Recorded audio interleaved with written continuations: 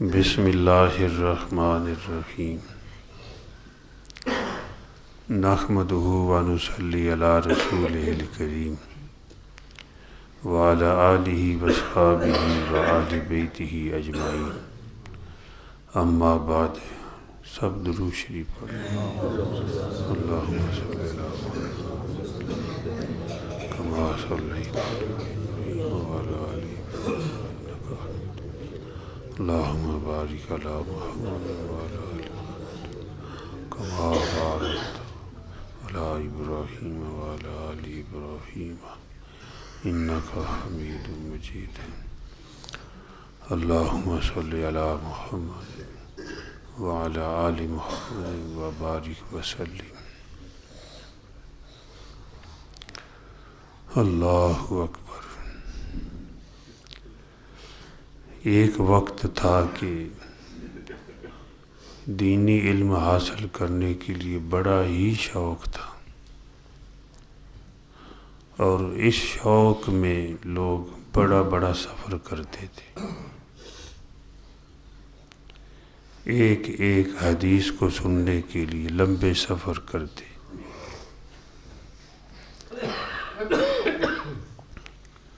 اور کئی کے مہینے ٹھہرے رہتے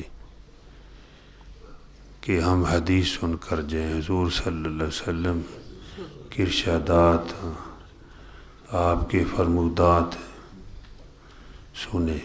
ایک شوق تھا، محبت تھی۔ آج تو بعض دفعہ ایسا بھی ہوتا ہے کہ حدیث کی تعلیم ہو رہی ہے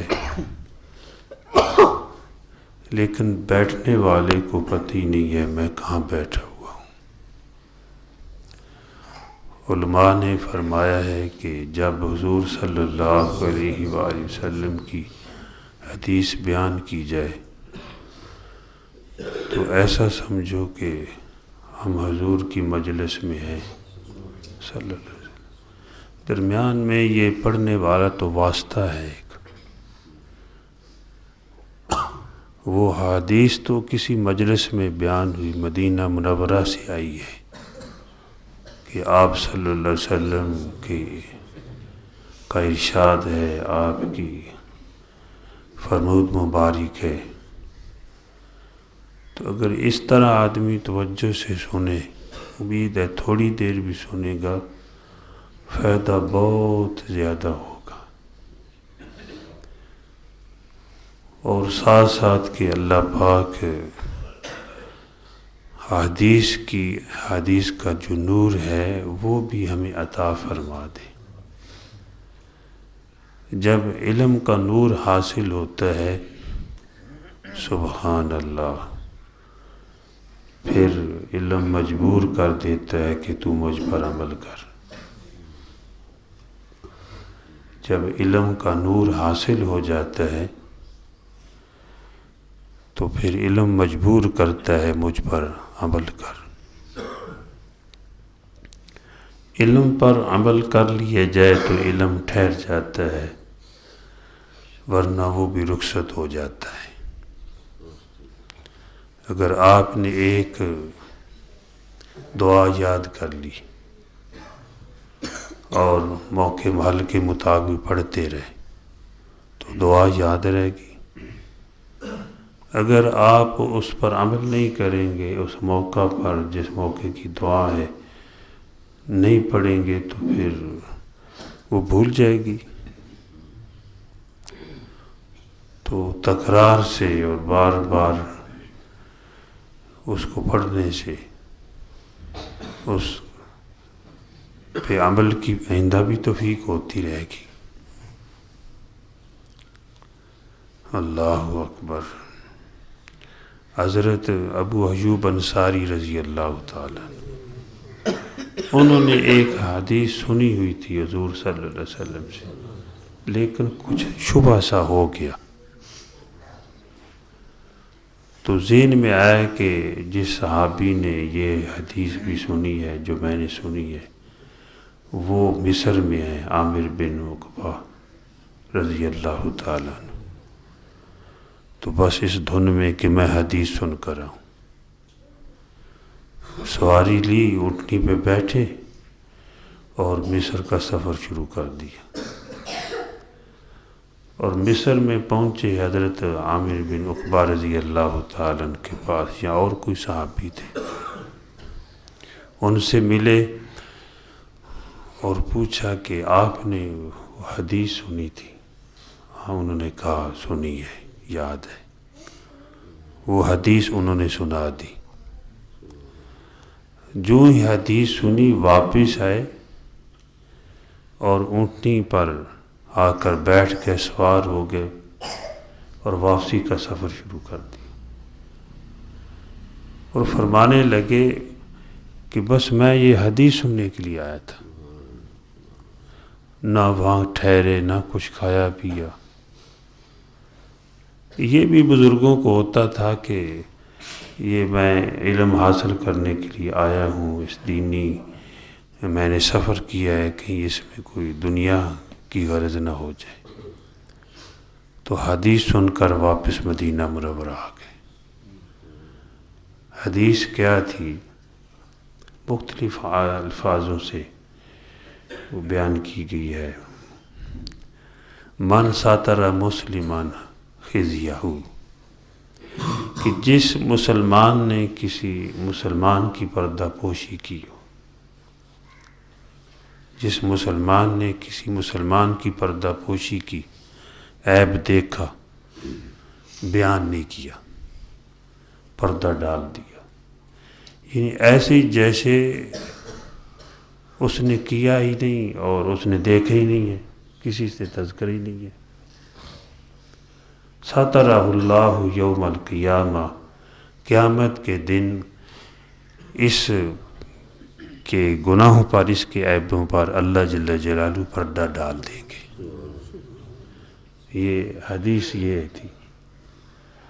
اور ایک روایت میں آتا ہے فی الدنیا والآخرہ، کہ اللہ پاک دنیا اور آخرت میں اس کے عیبوں پہ پردے ڈال دیتے ہیں۔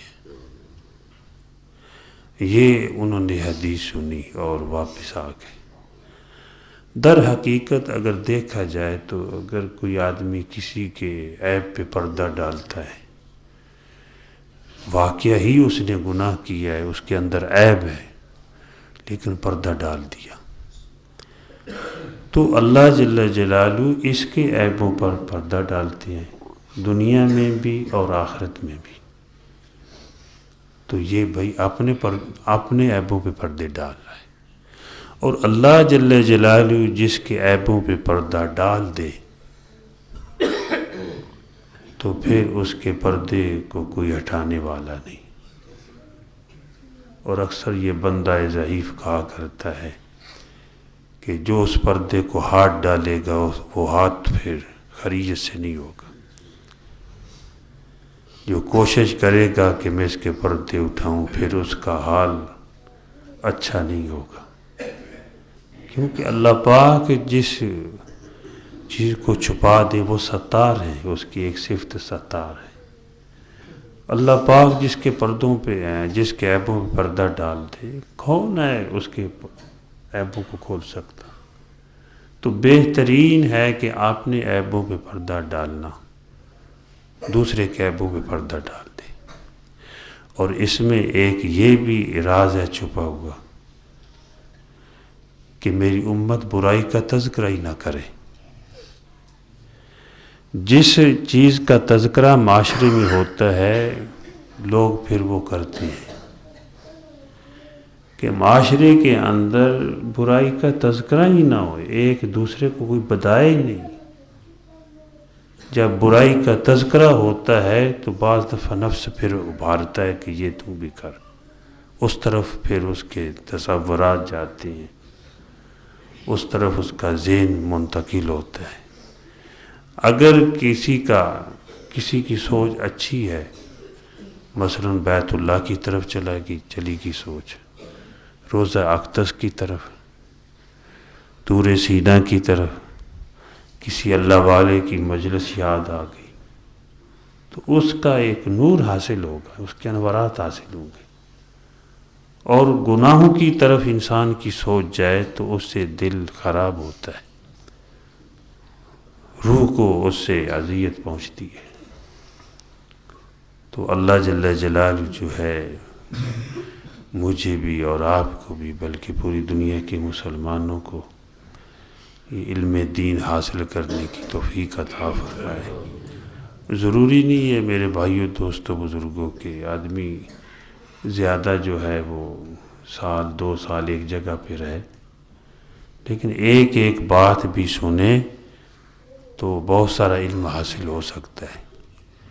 لیکن میرا آپ سے بھی مشورہ ہے، میں نے جلسے پہ بھی بتایا تھا کہ آپ کچھ وقت لے کر مسجد میں ٹھہر جائیں، چلو اپنے گاؤں میں ہی، کہ آج کا دن جو ہے مسجد میں رہنا ہے، جو مسجد کے اعمال ہیں صبح سے لے کر شام تک کرنے ہیں، یا آج رات مسجد میں رہنا ہے صبح تک وہ اعمال کرنے ہیں جو مسنون ہے مسجد میں رہ کر، یہاں آ کر اپنے آپ کو ٹھیک کرنے کے لیے کچھ دن کچھ وقت ٹھہرنا ہے، انشاءاللہ اس کا بھی فائدہ ہوگا۔ مسجد میں بیٹھنے والا اللہ کا ہم نشین ہے، یہ مسجد میں آنے والا اللہ کی زیارت کے لیے آ رہا ہے، یہ ایسے جیسے اللہ کی زیارت کے لیے آئے ہوئے، ایسے لوگوں کا اکرام کیا جاتا ہے۔ لیکن یہاں آ کر کسی کا عیب دیکھنا، کسی کو کچھ کہنا، پھر بھائی بڑا نقصان بھی ہے۔ اللہ کے مہمان کو کوئی ستائے گا، اس کی عیبوں کو کھولے گا، اس کو جو ہے طرح طرح سے کوئی بات کرے، الٹی سیدھی بات کرے گا، پھر بھائی کوئی بھی برداشت نہیں کرتا کہ میرے مہمان کی کوئی بےزتی کرے۔ تو یہ نمازی لوگ جتنے مسجد میں رہنے والے، ان کے خدام، یہ سارے بھائی اللہ کے مہمان ہوتے ہیں، تو مہمان کا اکرام کیا جاتا ہے۔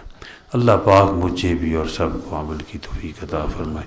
الحمدللہ رب العالمین والصلاة والسلام علی سید المرسلین۔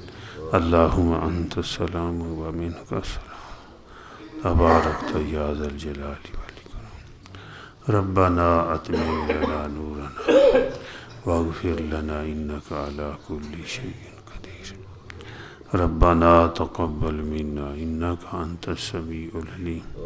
صلی اللہ تعالی علی خیر خلقہ محمد وعلی آلہ واصحابہ وآل بیتہ اجمعین برحمتک یا ارحم الراحمین، آمین۔ جزاکم